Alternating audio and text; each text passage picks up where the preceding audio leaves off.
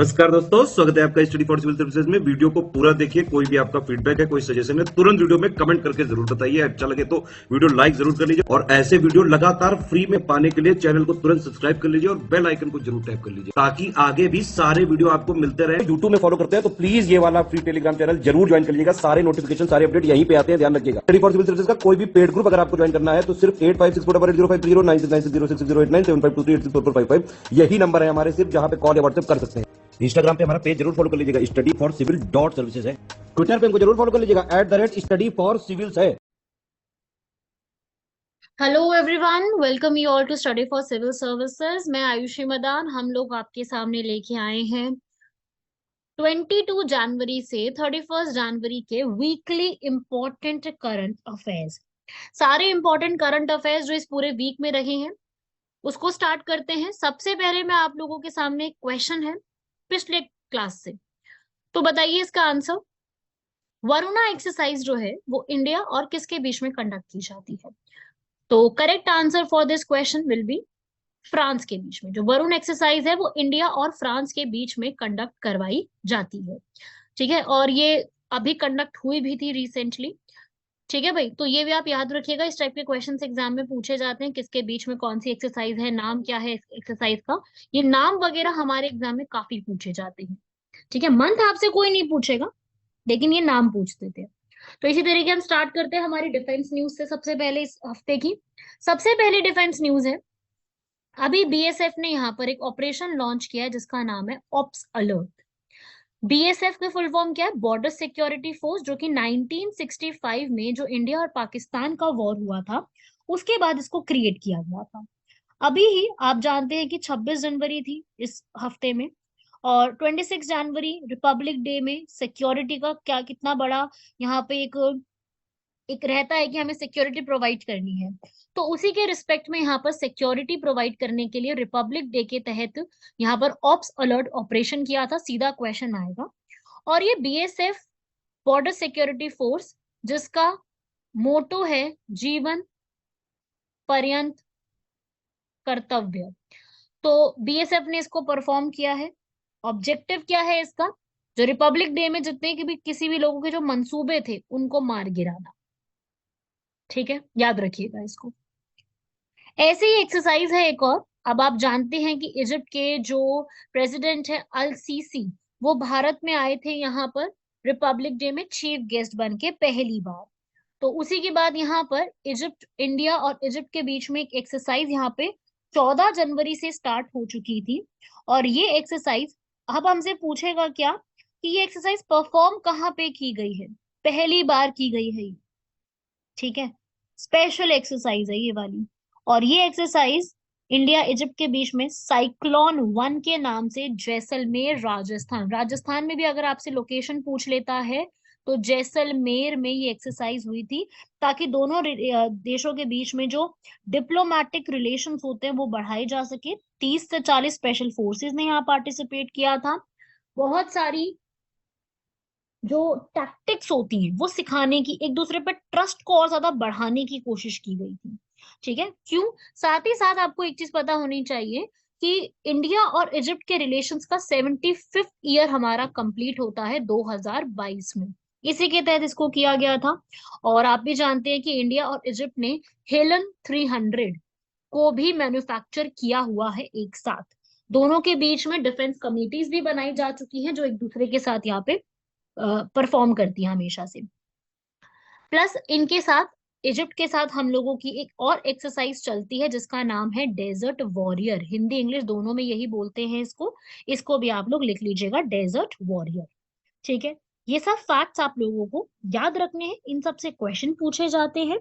और ministry of defence ने ये पूरी इंफॉर्मेशन प्रोवाइड करी है, याद रखिएगा इनको। इजिप्ट की कैपिटल क्या है?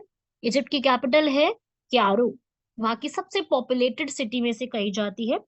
और इजिप्ट के जो प्रेसिडेंट है अब्देल फतेह अल सीसी है। और इजिप्ट कौन से रिवर के किनारे बसा हुआ है? नाइल में। नाइल रिवर सुना होगा, सब वर्ल्ड की सबसे बड़ी रिवर में काउंट की जाती है, अफ्रीका में लोकेटेड है। नेक्स्ट क्वेश्चन और हमारा नेक्स्ट आर्टिकल है उसको देखते हैं। आर्टिकल है एमफिक्स 2023। जनवरी मंथ में एमफिक्स 2023 की एक एक्सरसाइज है जो कि अभी कहाँ की गई है, काकीनाडा आंध्र प्रदेश के अंदर। इसका ऑब्जेक्टिव क्या है, ये है क्या चीज, ये बहुत बड़ी एक्सरसाइज होती है। आप कह रहे हो कि हमारी जो तीनों सेनाएं हैं, हमारी आर्मी, नेवी, एयरफोर्स, तीनों मिलकर के इसको आंध्र प्रदेश में सबसे बड़ी एक्सरसाइज करवाई जाती है। हमारी तीनों ही यहाँ पर आती हैं। ये 17 जनवरी से 22 जनवरी के बीच में पूरी कंडक्ट हो चुकी थी। कहाँ पर, काकीनाडा में, एक विलेज में। मैं नाम लिखवा रही हूँ विलेज का नाम है सूर्य राव पेटा विलेज। वहां पे जो चाइना का इतना इन्फ्लुएंस इंडियन ओशन में बढ़ता जा रहा है, उसके वर्चस्व को कम करने के लिए इसको परफॉर्म किया गया। इंडियन आर्मी की तरफ से बहुत सारे ट्रूप्स आए थे और इंडियन नेवी की तरफ से बहुत सारे शिप्स आए थे और एयरफोर्स की तरफ से एयरक्राफ्ट आए थे, जिसमें ये कोशिश की गई थी कि हम लोग यहाँ पर पूरा एक परफॉर्म अच्छे से कर सकते हैं। जो मराठा एम्परर है छत्रपति शिवाजी, उनको भारत की इंडियन नेवी का फादर कहा जाता है। ये भी आपको पता होनी चाहिए। इंडियन नेवी प्रॉपर इसको परफॉर्म कराती है और इंडियन नेवी के हेडक्वार्टर्स कहाँ पे बने हुए हैं, नई दिल्ली में इंडियन नेवी के हेडक्वार्टर्स हैं। इंडियन नेवी हमारी 26 जनवरी 1950 को बनी थी। ये मैंने कुछ फैक्ट्स बताए हैं, ये आपको एक्स्ट्रा फैक्ट्स पता होनी चाहिए। क्लियर है? तो ये एक एक्सरसाइज, इसको याद रखिएगा, इसमें कोई कंफ्यूजन नहीं होनी चाहिए आप लोगों को। एक्सरसाइजेस के नाम आपको प्रॉपर पता होने चाहिए, ठीक है? ऐसे ही एक और यहाँ पे होती है ट्रॉपिक्स एक्सरसाइज। वो कंफ्यूज मत करना, ट्रॉपिक्स भी एक एक्सरसाइज होती है, लेकिन आपको अभी जो याद रखनी है वो एमफिक्स करनी है। ट्रॉपिक्स एक्सरसाइज, ये एक्सरसाइज भी एक होती है जो कि सिर्फ और सिर्फ इंडियन नेवी परफॉर्म करती है, ठीक है? ये 2023 का इसका ट्रॉपिक्स का, ये भी अभी ही इसी बार परफॉर्म किया गया है, जनवरी से 23 मार्च तक। जनवरी से 23 मार्च तक चलेगा ये 2023, ठीक है? पूरा 3 महीने का रहता है, लेकिन ये वाली एक्सरसाइज सिर्फ और सिर्फ हमारी भारतीय नौसेना जो है, इंडियन नेवी, उनके बीच में परफॉर्म की जाती है। बस ये याद रखिएगा, ठीक है? ऐसे ही जो, एक तो देखो ये हो गई नेवी की एक्सरसाइज, ठीक है? अभी तीनों की मैंने आपको बताई, एम्पेक्स याद हो जाएगा ना सबको। ऐसे ही हमारी जो इंडियन एयर फोर्स है, वायुसेना जो है हमारी, वो नॉर्थ ईस्ट में एक परफॉर्म करती है जिसका नाम है प्रलय। प्रलय एक्सरसाइज, लेकिन ये सिर्फ नॉर्थ ईस्ट इंडिया में परफॉर्म की जाती है। यहाँ तक क्लियर हो गया सबको? तो डिफेंस की ये सारी इस हफ्ते की न्यूज है, एक साथ मैंने आपको सारी न्यूज बता दी है। आपको ऐसे याद रखनी है कि ये सिर्फ डिफेंस से जुड़ी हुई न्यूज थी, ठीक है ना? चलिए नेक्स्ट बढ़ते हैं आगे। अब मैंने यहाँ पर इस पूरे हफ्ते के इंपॉर्टेंट करंट अफेयर्स में जो भी डेट्स इंपॉर्टेंट है, जैसे कि 24 जनवरी, सबसे पहले 24 जनवरी, या उससे पहले आप 21 जनवरी भी देख सकते हैं, हम सीक्वेंस वाइज बढ़ते हैं। 21 जनवरी को आप देखेंगे कि हम लोगों के यहाँ क्या मनाया जाता है। 21 जनवरी को स्टेटहुड डे, जैसे हम कहते हैं स्थापना दिवस, यहाँ पर जो है वो मनाया जाता है। किस चीज का मनाया जाता है 21 जनवरी? मणिपुर, मेघालय और त्रिपुरा, ठीक है? मणिपुर, मेघालय और त्रिपुरा को, इनका यहाँ पर ये एक स्टेटहुड डे कह लो आप, या स्थापना दिवस मनाते हैं। सारे के सारे लीडर्स, हमारे सारे लोग यहाँ पर इकट्ठा होकर के उस दिन के लिए एक, आप कह लो कि ग्रीट करते हैं सबको, ठीक है ना? सारे लोग यहाँ पर आते हैं। तो आपको क्या याद रखना है कि तीन जो जगह है, ये तीन प्लेसेस आपसे पूछी जा सकती हैं, और तो कुछ नहीं, आपको ये तीन जरूर पता होनी चाहिए। नॉर्थ ईस्ट का रीऑर्गेनाइजेशन एक्ट, पुनर्गठन अधिनियम के तहत इसको बनाया गया है। और जो पूरी ये 1972, 21 जनवरी को इनका प्रॉपर, मतलब 71 वाला तो एक्ट था, लेकिन 1972 को ये एग्जिस्टेंस में आती है, ठीक है? मेघालय, मेघालय को आपको क्यों याद रखना है, मेघालय के बारे में आपको मैं कुछ इंपॉर्टेंट फैक्ट्स बता दूं। मेघालय सबसे ज्यादा क्यों जाना जाता है, क्योंकि यहाँ पे तीन इंपॉर्टेंट हिल्स और ट्राइब्स आते हैं जिनका नाम है गारो, खासी और जैंतिया। ये मैं सब हिंदी इंग्लिश दोनों में बता रही हूँ, पूरा आपको मैं हिंदी में समझा रही हूँ। बेशक मैं लिख इंग्लिश में रही हूँ, मेरी ये कोशिश है कि इंग्लिश हिंदी दोनों बच्चों को ही क्लियर हो जाए, ठीक है? तो गारो खासी जयंतिया, ये तीनों हिल्स के लिए आप जाने जाते हैं। और त्रिपुरा जो है वो 1972 में प्रॉपरली, ये तीनों जो है वो आसाम से ही सेपरेट होकर के प्रॉपर इंडिया का पार्ट, एक अलग से स्टेट के रूप में बने थे। ठीक है, ये तीनों आपसे पूछे जा सकते हैं। फाउंडेशन डे, दूसरा इंपॉर्टेंट डे है 24 जनवरी, जब उत्तर प्रदेश का फाउंडेशन डे आता है। उत्तर प्रदेश से आप सभी लोगों से मैं यहाँ पे बोलूंगी कि हर स्टूडेंट को ये पता होना चाहिए। उत्तर प्रदेश का फाउंडेशन डे हम ये 2018 से मनाते हैं, हमेशा से नहीं मनाते जा रहे, अभी ही स्टार्ट किया 2018 में। आपसे जो, अगर आप यूपीपीसीएस की तैयारी कर रहे हैं तो आपसे इस बार की थीम पूछी जा सकती है इन्वेस्टमेंट एंड एम्प्लॉयमेंट, निवेश और रोजगार। ठीक है, वहां के जो चीफ सेक्रेटरी हैं दुर्गा शंकर मिश्रा, उन्होंने यहाँ पर जो है प्रॉपरली एक प्रोग्राम ऑर्गेनाइज कराया है डिस्ट्रिक्ट लेवल पे। कौन से प्रोग्राम्स ऑर्गेनाइज कराए गए हैं, लिख लीजिए। उत्तर प्रदेश डे वाले दिन यहाँ पर अवध शिल्प ग्राम, अवध शिल्प ग्राम, और साथ ही साथ नोएडा शिल्प ग्राम, नोएडा शिल्प ग्राम, इनको यहाँ पर ऑर्गेनाइज करा गया। बहुत से सेमिनार्स, रोड के शो होना, कॉन्फ्रेंस आना, एग्रीकल्चर पे बात करना, ये सब चीजें की गई थी। और पहली बार हमसे ये क्वेश्चन क्या पूछा जाएगा कि पहली बार यूपी दिवस मनाने का जो ये एक समारोह है, ये स्टार्ट किसने किया था। तो आप इसका आंसर लिख लीजिए। उस समय के जो गवर्नर थे राम नायक, राम नायक ने इसको पहली बार स्टार्ट किया था जब से बीजेपी की गवर्नमेंट बनी थी योगी आदित्यनाथ के टाइम पीरियड में, तब से किया गया। और पहले यूपी का जो एक्चुअल नेम था वो हुआ क्या करता था, यूनाइटेड प्रोविंसेस। और फिर बाद में 24 जनवरी 1950 को नाम चेंज किया गया, और क्या नाम रख दिया गया, उत्तर प्रदेश। ठीक है, तो ये आपको सारी सारी चीजें पूछी जा सकती है। सीधा इस पे सवाल आता है कब मनाया गया, क्या नाम है, ऐसे ऐसी चीजें पूछते हैं। अब अगला दिन हमारा आता है यहाँ पर 24 जनवरी। अगेन 24 जनवरी भारत में नेशनल गर्ल चाइल्ड डे, राष्ट्रीय बालिका दिवस के रूप में मनाया जाता है। और इसको मनाने के पीछे का ऑब्जेक्टिव क्या है, क्योंकि पहली बार इस दिन भारत की पहली महिला प्रधानमंत्री इंदिरा गांधी ने शपथ यहाँ पर ग्रहण करी थी, या उनको एक तरीके से पहली बार उनको यहाँ पे बनाया गया था हमारे प्रधानमंत्री के रूप में।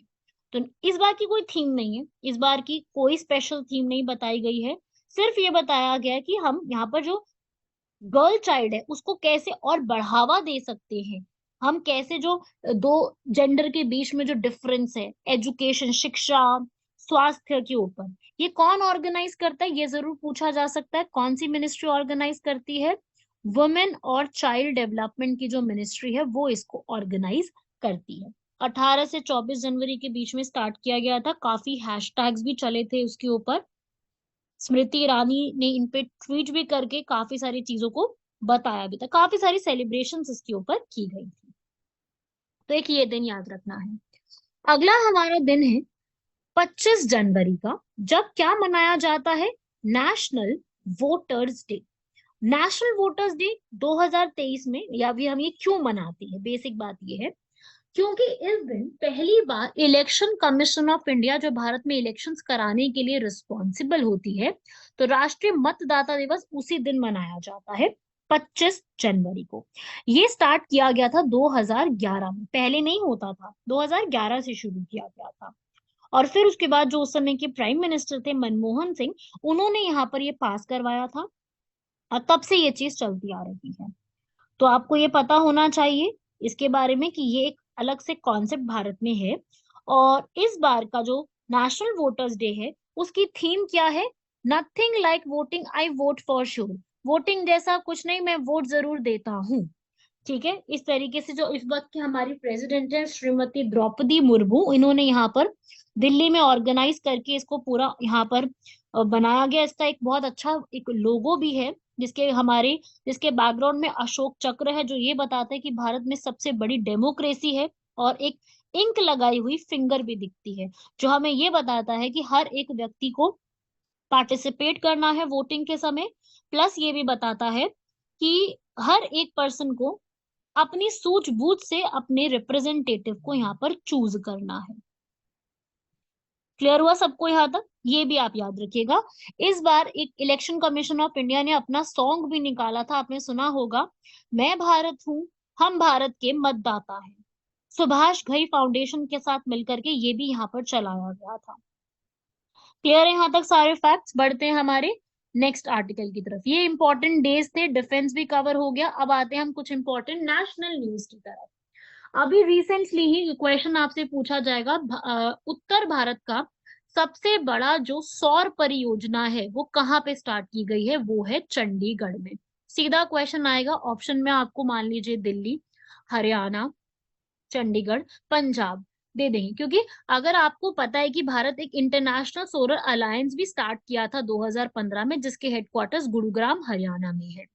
तो आपको हो सकता है कंफ्यूजन हो जाए कि हरियाणा में किया गया होगा, लेकिन ऐसा नहीं है, चंडीगढ़ में किया गया था।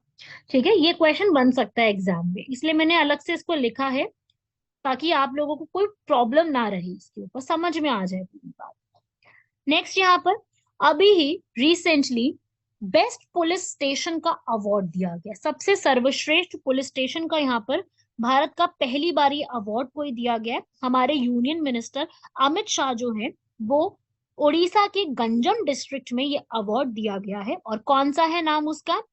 Aqsa police station. ये सीधा नाम पूछा जाएगा। पुलिस स्टेशन लोगों से फ्रेंडली कितना है इसके ऊपर आएगा, या फिर आपसे पूछा जाएगा अक्सा पुलिस स्टेशन को ये अवार्ड दिया गया, ये कहाँ पे लोकेटेड है? आंसर क्या रहेगा आपका? उड़ीसा। नेक्स्ट, आसाम के जो चीफ मिनिस्टर हैं अभी, हिमांता बिस्वा, उन्होंने चाइल्ड मैरिज, जो यहाँ पर बाल विवाह की जो चीजें चलती हैं उनको रोकने के लिए यहाँ पर एक अलग से नेशन वाइड कैंपेन चलाया है कि हम चाइल्ड मैरिज को कैसे रोक सकते हैं। आसाम की अभी करंट न्यूज है, बहुत, अगर मैं अभी की बताऊं तो 2000 से ज्यादा लोगों को अरेस्ट किया जा चुका है इस पूरे केस में। बहुत बड़ा एक पुलिस का एक किया गया, अरेस्ट भी किए गए हैं, क्योंकि 4000 से ज्यादा ऐसे केसेस आने लग गए थे कि चाइल्ड मैरिजेस बहुत बढ़ती जा रही थी।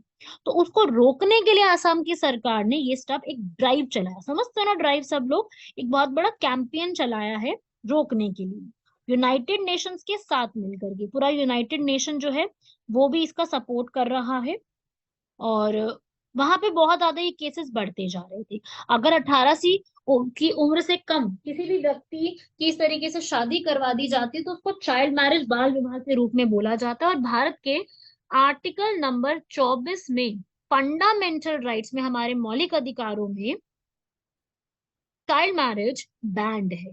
चाइल्ड मैरिज चाइल्ड लेबर के बारे में है, तो आप इसको मतलब याद रख सकते हो। तो असम की कैबिनेट ने ये सब बोला कि ऐसे जो मेन है जो कि शादी करते हैं किसी माइनर गर्ल से, तो उनको यहाँ पर 2 साल से लेके उम्र कैद तक की सजा दी जा सकती है। क्लियर हुआ सबको यहाँ तक? ये सब पूछा जा सकता है आपसे। नेक्स्ट है हमारा, अभी रिसेंटली एक समिट हुआ है, समिट का मतलब होता है सम्मेलन, voice of global. Voice of global करके एक समिट है, साउथ में समिट किया गया है, जो कि हमारे प्राइम मिनिस्टर ने ही स्टार्ट करवाया है। और ये क्या है? ये बेसिकली क्या है वॉइस ऑफ ग्लोबल? इसमें बहुत सारे कंट्री के लोग आए थे, ठीक है, सिर्फ इंडिया नहीं, बहुत से लोगों के आए थे। नाम क्या है उसका? वॉइस ऑफ ग्लोबल साउथ, वैश्विक दक्षिण की आवाज। 125 से ज्यादा देशों ने पार्टिसिपेट किया, Algeria, Bahrain, Belarus, Libya, Namibia, Azerbaijan, बहुत से लोगों ने पार्टिसिपेट किया है। और पूरे के पूरे वर्ल्ड से क्या बात की गई है कि हमें unity of voice, unity of purpose, आवाज की एकता, उद्देश्य की एकता को प्राप्त करने के लिए बनाया गया है। जितने भी एनर्जी के सोर्सेज होते हैं, इथेनॉल हो गया, बायोफ्यूल्स हो गए, एनर्जी के रिक्वायरमेंट को ठीक करने के लिए ये पूरा किया गया। और G20 में जितना भी हम चाहते हैं कि G20 के एजेंडा को हम प्रॉपरली देख पाए, उसमें सारी चीजें डिसाइड कर पाए, तो ये उसी के लिए voice of global south, south के जितने भी लोग हैं ना, साउथ के जितनी भी कंट्रीज हैं, उनका एक ग्रुपिंग यहाँ पे किया गया है। ये न्यूज में बहुत ज्यादा आई थी उस वक्त की, पाकिस्तान और चाइना को भी यहाँ पर इनवाइट किया जाएगा या नहीं, तो ये काफी ज्यादा न्यूज में रहा था। तो साउथ साउथ को यहाँ पर बुलाया गया, काफी सारी कंट्रीज ने पार्टिसिपेट किया, 10 सेशंस इसके लिए हुए थे, जिसमें इन्होंने प्रॉपरली आप कह लीजिए डिजिटल, राजनीतिक, आर्थिक, सामाजिक, पर्यावरण, सांस्कृतिक, तकनीकी, हर एक मुद्दे पर प्रॉपर तरीके से बात करी है। सबको क्लियर हुआ? ये काफी इंपॉर्टेंट रहने वाला है ये समिट जो है, कि थीम आपसे पूछी जा सकती है, क्योंकि यूक्रेन और रशिया के वॉर के बाद ये काफी बड़ा समिट किया गया है, तो इससे क्वेश्चन आ सकता है। और इंडिया का यही पूरा एक आप कह लो कि इंडिया का ऑब्जेक्टिव है कि हम इकट्ठा करके बनाए सारी चीजों को। अगर मैं यहाँ पर बात करूं ग्लोबल वैश्विक नॉर्थ की बात करूं, उत्तर वैश्विक की बात करूं, तो उत्तर में हम क्या क्या काउंट करते हैं? USA, Canada, Europe, Russia, Australia और न्यूजीलैंड। वही मैं अगर साउथ की बात करूं तो किसको काउंट किया जाता है साउथ में? पूरे एशिया में काफी सारी कंट्रीज को साउथ में आती हैं, पूरे अफ्रीका को और साउथ अमेरिका को। ठीक है, ये इस तरीके से कॉन्सेप्ट निकल के आया है और ये काउंट किया जाता है ऐसे। ठीक है, चलिए आगे बढ़ते हैं। ये हमारा टॉपिक हुआ। नेक्स्ट हमारा है कुछ और इम्पोर्टेंट न्यूज। मुगल गार्डन्स का अब एक नया नाम रख दिया गया है, अमृत उद्यान। ये अभी ही नाम जो है रिसेंटली चेंज किया गया है। अमृत उद्यान ब्यूटीफुल प्लेस है, जरूर कभी देख के आइएगा। और काफी सारे लोग वहां पे जाते हैं देखने के लिए। वहां पे आप ऑनलाइन टिकट्स बुक करा सकते हो प्रॉपर देखने के लिए। तो अमृत उद्यान अभी न्यूज में क्यों है? ये राष्ट्रपति भवन न्यू दिल्ली में लोकेटेड है। ये उद्यान, उद्यान का मतलब क्या होता है? गार्डन्स, है ना, मुगल गार्डन्स। तो आजादी का अमृत महोत्सव हमारा चल रहा है, उसी के तहत इसको बना दिया गया। ठीक है, अब एक्चुअली में ये कॉन्सेप्ट लेके कौन आए थे? चार बाग और ये सारा कॉन्सेप्ट लेके आए थे बाबर। सबने सुना है ना मुगल्स में नाम बाबर का, वो लेके आए थे। उसके बाद इसको डिजाइन आगे किसने किया? लुटियंस ने। आपने सुना होगा Edwin Lutyens and Herbert baker. ये वो लोग हैं जिन्होंने प्रॉपरली दिल्ली का डिजाइन तैयार किया है। तो इन्होंने यहाँ पर 1917 में मुगल गार्डन्स का डिजाइन तैयार किया था। इन्होंने मुगल और इंग्लिश दोनों को मिक्स करा था। और उसके बाद हमारे बहुत से प्रेसिडेंट्स हैं जिन्होंने मुगल गार्डन्स में कोई ना कोई इन्वेंशन करी है, जैसे सी राजगोपालाचारी।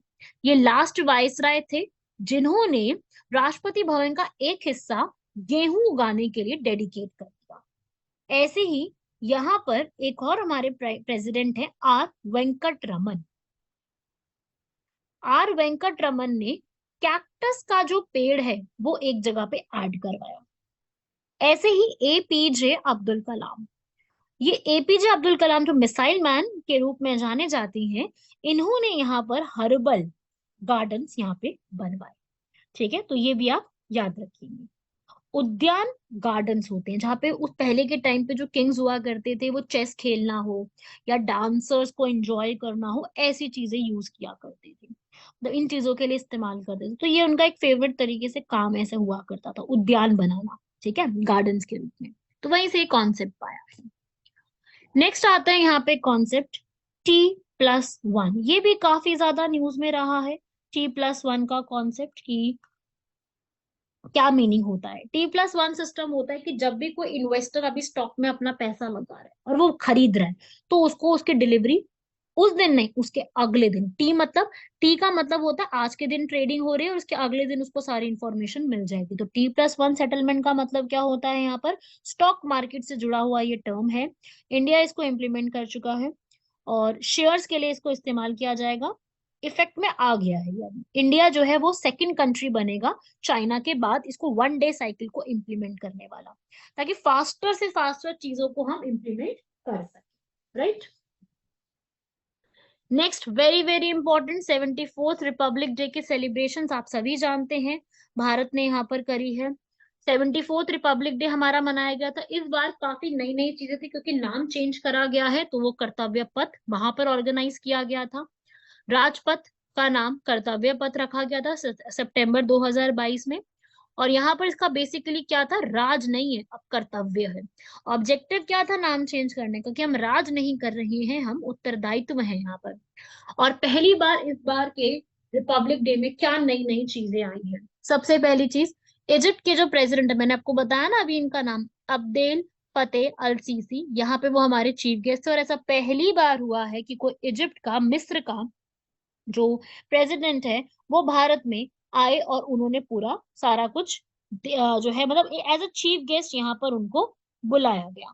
ठीक है। तो इस बार ये नई नई चीजें जो हुई हैं उसकी मैंने एक लिस्ट बनाई है यहाँ पर, आप सभी लोग रीड करेंगे। इससे जो आपका अपकमिंग एग्जाम है उससे कोई ना कोई सवाल बन सकता है। ठीक है। तो रिपब्लिक डे आप लोग जानते हैं हम लोग क्यों मनाते हैं, ये तो सभी हर एक व्यक्ति हमारा जानता है क्योंकि हम भारत के ही रहने वाले हैं, हम ये सारी चीजें जरूर जानते हैं। उसके बाद इस बार का जो रिपब्लिक डे है काफी नई नई चीजों पे फोकस करा है, मिलिट्री की चीजों को हम लोगों ने काफी सारी चीजें दिखाई। हमने हमने इस बार सारी वुमेन कंटिजेंट जो रखी, जो कि सीआरपीएफ की थी, वुमेन जो है बीएसएफ की जो कैमल कंटिजेंट थी, मतलब उनकी जो टुकड़ी थी उनका भी हिस्सा बनी, विमेन बनी। साथ ही साथ और ये भी आपको पता होना चाहिए कि इस बार का जो 2023 का अवार्ड दिए जाते हैं उसमें सबसे टॉप किसने किया है, उत्तराखंड के जो टैब्ल्यू है जिसका नाम है मानस खंड, उन्होंने टॉप किया। ऐसा क्वेश्चन देखो एग्जाम में आता है। टॉप प्राइज किसने जीता है, उत्तराखंड ने। उत्तराखंड के जो कॉर्बेट नेशनल पार्क है, जिम कॉर्बेट, सबको यहाँ पर जो है डिस्प्ले किया गया था। जिम कॉर्बेट का एक दिखाया गया था, नारासिंगा, डियर, पिकॉक, वहां की जो इम्पोर्टेंट जो एक आइपन आर्ट है उन सबको, वहां के जो एक लेजेंडरी एक टेम्पल है वहां का जागेश्वर धाम टेम्पल, उसको दिखाया गया। चार धाम यात्रा को यहाँ पे दिखाया गया। काफी सारी नई नई चीजें दिखाई गई थी। पूरा 23 जो है यहाँ पर टैब्लू दिखाई गए थे। और उसके बाद फिर फाइनली इसमें से जीता कौन है, उत्तराखंड। ये क्वेश्चन एग्जाम में मैं कहूंगी कि काफी ज्यादा इंपॉर्टेंट है, इसको जरूर पढ़ के जाइएगा। 26 जनवरी 2023 के ये सारे फैक्ट्स आपके लिए इंपॉर्टेंट रहेंगे। कर्तव्य पथ इंपॉर्टेंट है, आत्मनिर्भर भारत को यहाँ पे बोला गया था, वंदे भारत डांस फेस्टिवल भी यहाँ पे मनाया गया था। ठीक है। और वंदे भारत प्रोग्राम को काफी ज्यादा यहाँ पर अट्रैक्शन देखने को मिली थी। तो ये भी आपके लिए काफी इंपॉर्टेंट न्यूज में रहेगा, इसको जरूर पढ़ लीजिएगा। बाकी यहाँ पर एक भीम और बजरंग के नाम से जो है एक शोकेस करके दिखाया गया था, वीर और बजरंग के नाम से, ये भी हमसे पूछा जा सकता है। ठीक है। तो ये सारे फैक्ट्स जो है हमसे पूछे जाएंगे एग्जाम में, सीधा सीधा क्वेश्चन आता है इन टॉपिक से। नेक्स्ट उसके बाद पंजाब की गवर्नमेंट ने स्कूल ऑफ एमिनेंस के नाम से एक प्रोजेक्ट लॉन्च करा है। पंजाब में कौन सी सरकार है, आम आदमी पार्टी की गवर्नमेंट है। भगवंत मान वहां के चीफ मिनिस्टर हैं। उन्होंने यहाँ पर पहला फेज इसको लॉन्च करा है, जिसमें उन्होंने बोला, एक मोहाली के अंदर उन्होंने इसकी डिक्लेरेशन करी थी। और वहां पे उन्होंने बोला, और वहां पे दिल्ली के चीफ मिनिस्टर भी पहुंचे थे। स्कूल ऑफ एमिनेंस किसके लिए, 9th से 12th क्लास तक के बच्चे जो हैं उनके लिए इसको किया जाएगा। और इसका नाम जो है स्कूल ऑफ एमिनेंस, इंग्लिश और हिंदी दोनों में यही कहेंगे। ठीक है।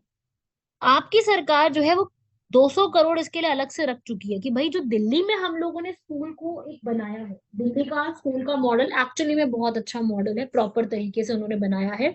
ऐसे ही जो पंजाब है वहां पर भी इसी चीज को इम्प्लीमेंट करवाया जाएगा। यही इसका ऑब्जेक्टिव था कि स्कूल में जो हम कहते हैं ना, कोविड के बाद से जो थोड़ी सी प्रॉब्लम्स आई हैं या ऑनलाइन एजुकेशन की वजह से जो प्रॉब्लम्स देखने को मिली हैं, उसको हम यहाँ पे ठीक करेंगे। मेन इनका ऑब्जेक्टिव है कि जो हम कहते हैं ना करिकुलर एक्टिविटी, वो प्रमोट करें, नेशन को बिल्ड करने की बात करें, होलिस्टिक डेवलपमेंट, ओवरऑल पूर्ण रूप से डेवलपमेंट करने की बात यहाँ पे की गई है।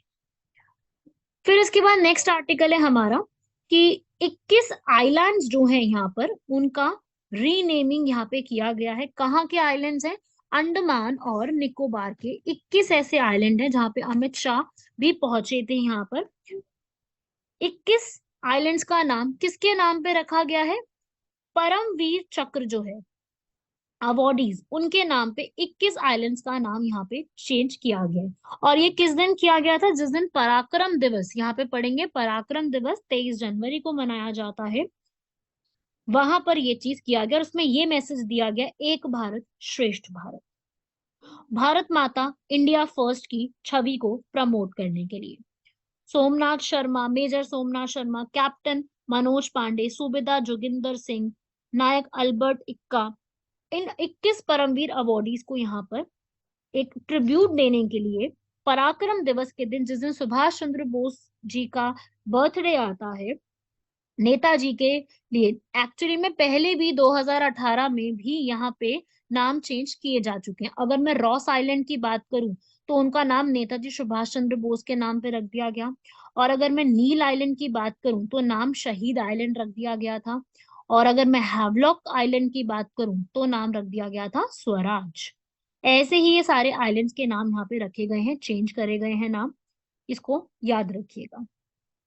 अंडमान निकोबार का नाम चेंज नहीं हुआ है, वहां पे आप जानते हैं बहुत सारे आइलैंड है, 542 से ज्यादा आइलैंड है, काफी बड़ी है टेरिटरी। तो उसमें 21 जो और बड़े बड़े आइलैंड्स हैं जिनका कोई नाम नहीं था, उनका नाम यहाँ पे रख दिया गया है। राइट एवरीवन, ये हमसे सवाल बिल्कुल इंपॉर्टेंट है, पूछा जा सकता है। मैं ये नहीं कह रही कि सारे नाम आपको पढ़ने हैं, पर हाँ, परमवीर चक्र बॉडीज के ऊपर रखे गए हैं वो आपको जरूर पता होना चाहिए। तो अब थोड़ा सा देख लेंगे पराक्रम दिवस के बारे में भी। पराक्रम दिवस यहाँ पे मैं आपको जैसे कि बता ही रही हूँ, नेताजी सुभाष चंद्र बोस की जो जयंती है उनको पराक्रम दिवस के रूप में मनाया जाता है। हमारे सबसे लवेबल है ये वही पर्सन है जिन्होंने आजाद हिंद फौज की स्थापना करी थी। ये वही पर्सन है जिन्होंने यहाँ पर हमें जय हिंद का नारा दिया था, जिसपे आज भी हमें प्राउड है और हमेशा ही प्राउड रहेगा। तो ये वही पर्सन है जिन्होंने, आप कह लीजिए, इनकी जो ये एक पूरा दिवस है ये 2021 से स्टार्ट किया गया था, और नेताजी सुभाष चंद्र बोस के लिए यहाँ पर ये पूरा सेलिब्रेशन किया जाता है। ये वही पर्सन है जिन्होंने all India youth Congress, Akhil Bharatiya Yuva Congress के ये हेड बने थे, बंगाल राज्य कांग्रेस के सचिव बनते हैं, कलकत्ता नगर निगम के मेयर भी ये बनते हैं। काफी सारी नई नई पोस्ट इन्होंने संभाली थी। ये एक्चुअली में बंगाली फैमिली, उस समय उड़ीसा में वहां पे बिलोंग करते थे। ये वही पर्सन है जिन्होंने इंडियन सिविल सर्विसेज का एग्जाम क्लियर किया था, और उसके बाद रिजिग्नेशन देके जो गांधी जी की नॉन कोऑपरेशन असहयोग आंदोलन चल रहा था उसमें आकर के जुड़ गए थे। और इन्होंने कांग्रेस में भी काफी सारी चीजें जो है वो चेंज करी थी, काफी सपोर्ट किया था। उसके बाद इन्होंने आईएनए का फॉर्मेशन किया था, और आईएनए में सिंगापुर में एक भारत की पहली महिलाओं की टुकड़ी बनाई थी, जिसकी कैप्टन बनती है कैप्टन लक्ष्मी सहगल। ये भी आपको पता होनी चाहिए। इनकी आइडियोलॉजी में बात करूं तो भगवत गीता से बहुत इंस्पायर्ड थे। इनके हिसाब से भगवत गीता इनके लिए एक तरीके से इंस्पिरेशन रही है हमेशा से। स्वामी विवेकानंद की टीचिंग इनके लिए सबसे इंपॉर्टेंट रही है। तो इनके ये बेसिक ऑब्जेक्टिव्स थे। अगर क्वेश्चन आता कि इनको मानते थे या नहीं, तो बिल्कुल यस, इनको मानते थे। इनका सबसे इंपॉर्टेंट एक स्लोगन जो सब हर एक भारतीय जानता है, दैट इज तुम मुझे खून दो मैं तुम्हें आजादी दूंगा। ये इन्होंने बर्मा के लैंड पे कही थी। ठीक है, एक इन्होंने स्लोगन दिया था दिल्ली चलो, एक इन्होंने यहाँ पर स्लोगन दिया था, मुझे नहीं पता आप लोगों को ये पता होगा या नहीं, पर आपको पता होना चाहिए, मैं यहाँ पे बता देती हूँ। इन्होंने एक और स्लोगन दिया था यहाँ पर, इत्तेहाद, एतेमाद एंड कुर्बानी। ठीक है, उर्दू में बोला था। इसका मतलब है, इत्तेहाद का मतलब है यूनिटी, एकता, और एतमाद का है अग्रीमेंट, समझौता, और कुर्बानी तो आप पता ही है, सैक्रिफाइस। ये भी इन्हीं के द्वारा स्लोगन दिया गया था। तो ये बहुत ज्यादा इंपॉर्टेंट है, प्लीज इसको प्लीज लर्न कर लीजिएगा, ये इंपॉर्टेंट है। पराक्रम दिवस आपको पता होना चाहिए। ठीक है, चलिए नेक्स्ट बढ़ते हैं आगे। क्वेश्चन है, ये मैंने आपको करंट अफेयर ही कराना है, पर मैंने आपको यहाँ पर क्वेश्चन के फॉर्म में पूछ लिया कि 41st जो है पीएम कौन बने हैं न्यूजीलैंड के, अभी रिसेंटली ही बने हैं। किसने रेजिग्नेशन दे दिया? देखिए, जैकिंडा आर्डन ने, जो कि फीमेल थी, इनके उन्होंने बोला कि मैंने पर्सनल इशू की वजह से रिजाइन दिया है। तो अब नए यहाँ पर जो बने हैं उनका नाम क्या है? Chris Hipkins. ये एग्जाम में क्वेश्चन बन सकता है, सीधा क्वेश्चन आएगा एकदम से ही। ये रेजिग्नेशन दिया उन्होंने, और किसको यहाँ पर बना दिया गया? 41st नंबर के बने हैं कौन? Chris Hipkins. मैं बोल रही हूँ बार बार ताकि आपको लर्न हो जाए यहाँ पर, क्योंकि कई बार क्या होता है कि टीचर की आवाज सुन करके जो है स्टूडेंट्स को लर्न हो जाता है, तो इस वजह से आपको लर्न होनी शुरू हो जाएंगी चीजें। ठीक है, next question. ICC men's cricketer जो है 2022 का, वो किसको यहाँ पर चूज किया गया है? ये क्वेश्चन मुझे ऐसा लग रहा है कि जितने भी यहाँ पर बॉयज सुन रहे होंगे, आई होप उनको आता होगा, है ना। मुझे ऐसा लगता है कि जरूर उनको आता होगा इसके बारे में। तो वही आप लोगों को यहाँ पर बताना है, men's cricketer of the year किसको यहाँ पर चूज किया गया। शॉर्टलिस्ट तो काफी सारे हुए थे। भारत के सूर्य कुमार यादव को चूज किया गया। और वुमेन क्रिकेटर की बात करूं तो नेट स्काइवर, जो कि इंग्लैंड से बिलोंग करती हैं, उनको यहाँ पर चूज किया गया है।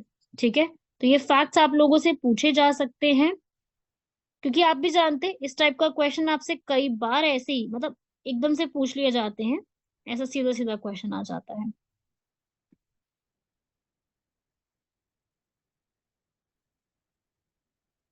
नेक्स्ट, बालकृष्ण दोषी। ये एक काफी इंपॉर्टेंट पर्सन रहे हैं। बालकृष्ण दोषी, ये आपसे पूछा गया जिनका अभी अभी जो है वो डेथ हो गई है। तो ये किस फील्ड से बिलोंग करते थे? 24 जनवरी को इनकी डेथ हुई है। ये भारत के इंडियन आर्किटेक्चर से बिलोंग करते थे, काफी बड़े आर्किटेक्ट रहे हैं ये। इन्होंने जो एक इम्पोर्टेंट बिल्डिंग है ली कॉर्बूजियर, ले कॉर्बूजियर जो है उसको भी इन्होंने डिजाइन किया। ये ले कॉर्बूजियर कहाँ पर है? ये भी बहुत ब्यूटीफुल एक आर्किटेक्चर के रूप में यहाँ पर इसको उनके साथ मिलकर के काम किया था। स्विट्जरलैंड से बिलोंग करने वाले ये पर्सन है, उन्हीं के साथ मिलकर इन्होंने काम किया था।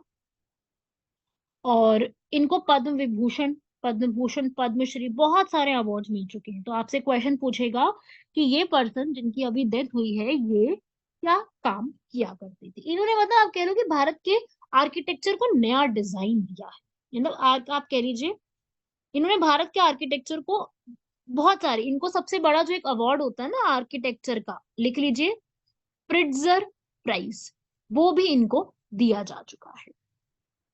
नेक्स्ट क्वेश्चन के फॉर्म में मैंने आपसे पूछा है, ऐसी कौन सी पहली यूनियन टेरिटरी बनी है, केंद्र शासित प्रदेश, जो ई गवर्नेंस पे प्रॉपरली पूरी तरीके से शिफ्ट हो चुकी है?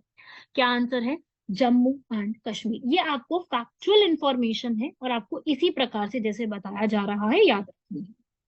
नेक्स्ट क्वेश्चन, कौन सी भारत की ऐसी स्टेट है जिसने ग्रीन स्टेट प्रॉपरली अपने यहाँ पर ग्रीन चीजों को इस्तेमाल करने की जो है वो हैबिट बनाने के लिए बात कही है, ग्रीन स्टेट के रूप में 2025 का टारगेट रखा है?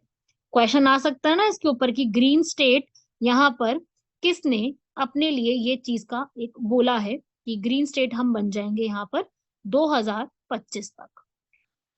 तो आप इसका आंसर क्या है? ये अभी की ही न्यूज है। आंसर क्या है इसका? हिमाचल प्रदेश। हिमाचल प्रदेश ने इस चीज का टारगेट रखा है। वहां के सीएम जो है उन्होंने इसके ऊपर बोला है कि हम हाइड्रोजन, सोलर एनर्जी, मतलब ग्रीन प्रोडक्ट्स के ऊपर चले जाएंगे पूरा। इन्होंने इवन बहुत ज्यादा इन्वेस्टमेंट भी करी, 500 मेगावाट के सोलर प्रोजेक्ट्स को बनाना, और जो नए नए हाइड्रो पावर प्रोजेक्ट बन रहे हैं, झकरी पावर प्रोजेक्ट, हमपुर पावर प्रोजेक्ट, काफी सारी चीजें इन्होंने बनाई। वहां के जो अभी सीएम है वो कौन है? सुखविंदर सिंह सुक्खू। वहां की कैपिटल क्या है हिमाचल की? Shimla, summer capital. और अगर विंटर में है तो धर्मशाला वहां की कैपिटल है। तो इसको भी एक बार याद रखिएगा, ये भी आपके लिए इंपॉर्टेंट बन सकती है, सीधा सीधा इससे क्वेश्चन आ सकता है।